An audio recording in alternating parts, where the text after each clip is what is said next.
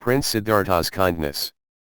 Prince Siddhartha was very kind to people, animals, and other living things. As a very brave horseman he won many prizes in the country. Although he did not have to suffer any hardships and difficulties as he had everything, he always thought of the poor people and living things who were working hard to make him happy. He felt sorry for them and wanted to make them happy too, as he always was. One day he was walking in the woods with his cousin Devdutta, who had his bow and arrows with him.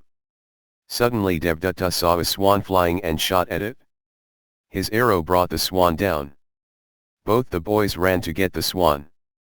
As Siddhartha could run faster than Devdutta, he reached the bird first and found, to his surprise, that the swan was still alive.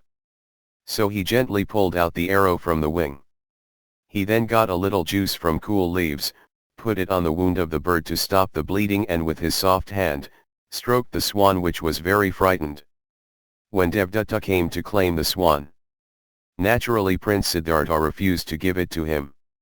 Devdutta was very angry to see his cousin keeping the swan away from him.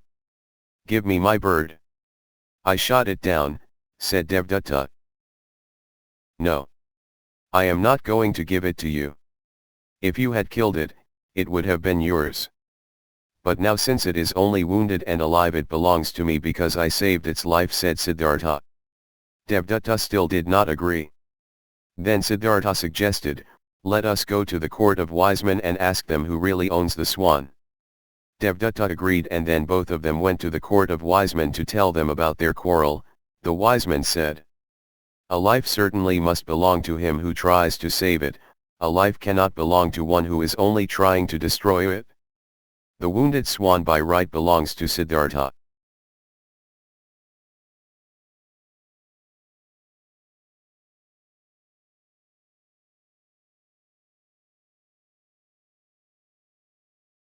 The prince also noticed the activities of various other creatures around him. He saw a lizard, which was crawling out from a crevice in the earth, catching and eating working ants with its tongue. Shortly afterwards, a snake approached, killed the lizard by biting through its head, and swallowed it.